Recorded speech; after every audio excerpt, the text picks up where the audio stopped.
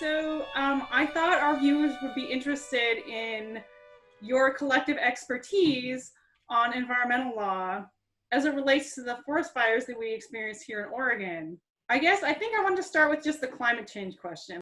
Well, I think when you start talking about causes of wildfires in Oregon, you actually go down several different roads. The proximate cause for many of these fires had to do with electrical lines that went down during high winds.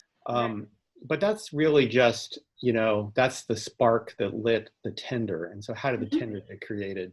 And there, I think we have known for a long time that climate change is creating a situation that's more conducive to wildfires. If you take a look at what they call the National Climate Assessment, it's a report that's put out every few years by the federal science agencies, including EPA, NASA, the National Science Foundation.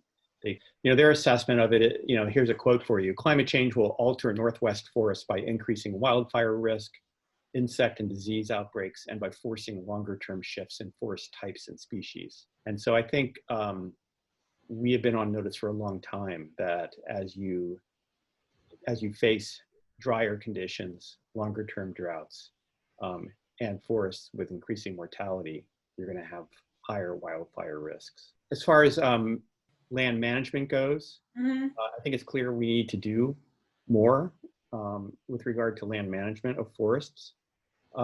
Unfortunately, I'm not sure it's the things that many of the loudest voices are saying now about this. And if you take a look at Holiday Farm Fire, just a half an hour from Eugene, that occurred on lands that had been, or private lands that have been heavily logged. In terms of the way that these fires have been politicized, you hear it as either it's climate change, or it's forest management.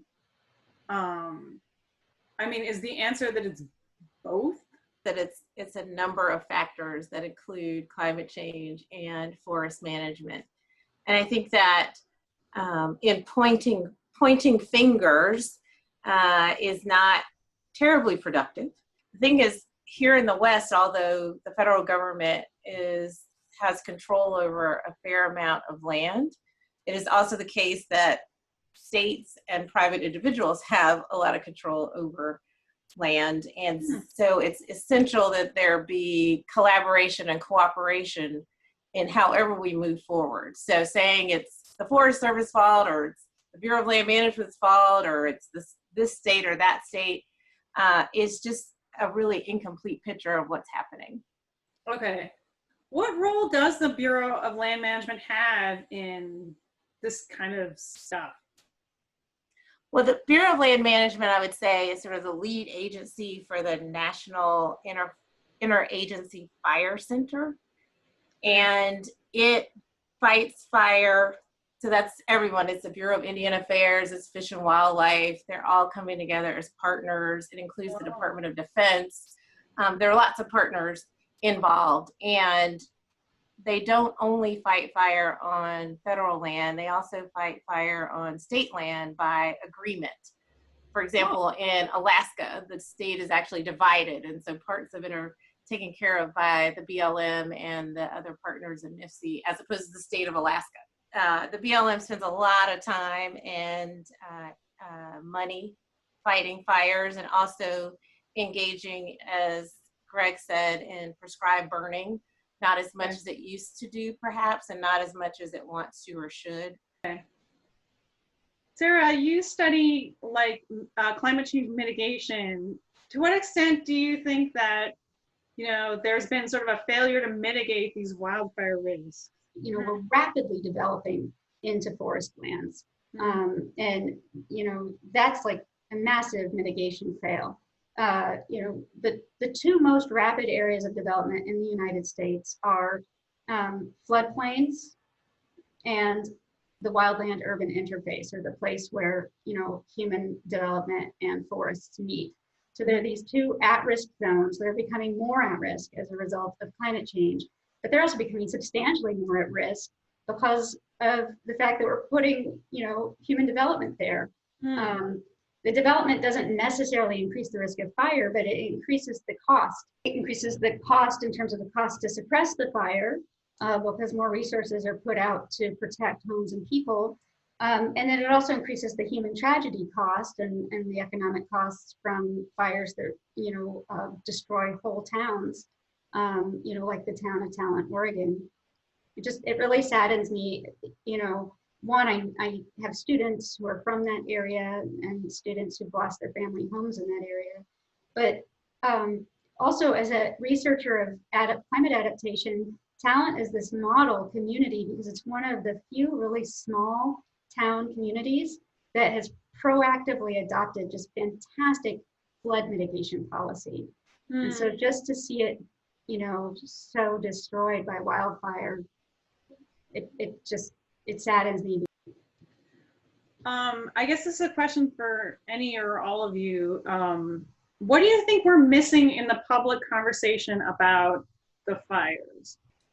I think I'll just harp on this matter of collaboration and cooperation, and that is public and private, and to include also tribal governments and tribal traditional knowledge and understanding of the forest is really important.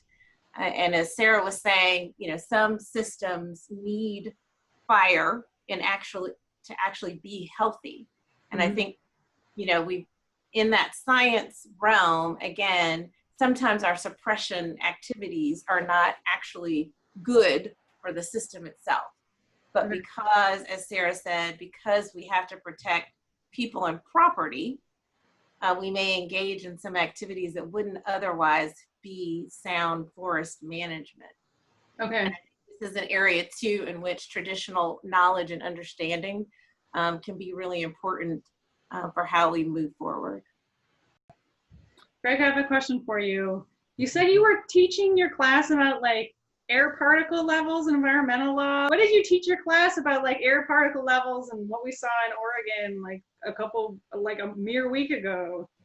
There's a category of pollution known as fine particulate matter. It's a very small particulate matter, air pollution, and it has very serious health effects. Premature death can happen the same day of exposure or even months afterwards. Cardiovascular illness, it actually triggers heart attacks, can cause strokes. Respiratory illness, it can harm the nervous system as far as reduce your cognitive function. It can cause reproductive and developmental problems, and it is likely to cause cancer. The effects are really very serious. The particles are so small that they bypass all the natural systems in your respiratory tract to capture particles, and they can go through your lungs and directly into your bloodstream. And so as a result, they're regulated. There's a national standard for healthy air under the Clean Air Act. And there's two standards. One is that on average, no area should exceed 12 micrograms per cubic meter over the course of a year. Okay. And then there's a standard for 24 hours of exposure, and that's 35 micrograms per cubic meter. So we had levels in excess of 600. I think there were areas even higher. So you're talking about at least 10, 20 times higher for a 24-hour period than is assessed to be safe by the best information available. I don't think that that's well understood. It takes, Eugene, Oregon had, for a period of time, the worst air pollution in the entire world. I'd like to hear, I guess, any closing thoughts each of you have.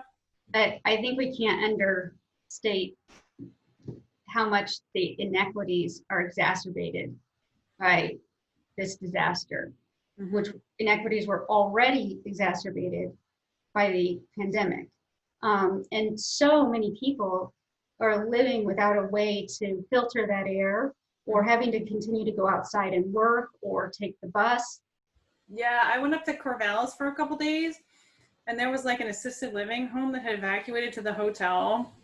And not only were these poor folks evacuated and they were sharing rooms, their caretakers were not wearing masks, and they weren't wearing masks either. I mean, it was heartbreaking. I think what Sarah's saying is absolutely right. And I thought about it a lot with respect to our students, because we as faculty, we have a lot of resources And even if we had needed to evacuate, or, you know, we'd have somewhere to go, we'd be able to afford to go somewhere. We wouldn't have to go to a shelter and risk, you know, exposure to COVID. So it really does point out those inequities, highlight those that are already existing. But I guess one thing I've been thinking about, I'm on the board of the Nature Conservancy of Oregon, and we've been talking about fire and what we can be doing more with respect to fire for some time. But really, that this perception that many might have that this is the responsibility of government. And one of the things about TNC is it prides itself on partnering, right? Bringing private entities together to partner with government entities. And so that private entities need to see that not only do they have a role to play, but if they just want to think quite selfishly that their interests are quite directly at stake, but that we can't do this effectively or efficiently without all hands on deck. Like many states, sometimes people think of Oregon as rural Oregon and urban Oregon, and they're divided. And these fires really affected everybody in the state. And I've also seen, as we, you know, donate things for people who have been displaced, I just see people rallying, whether they're urban or whether they're rural. And it gives me a little bit of hope that perhaps we can sort of bridge those divides some to find solutions.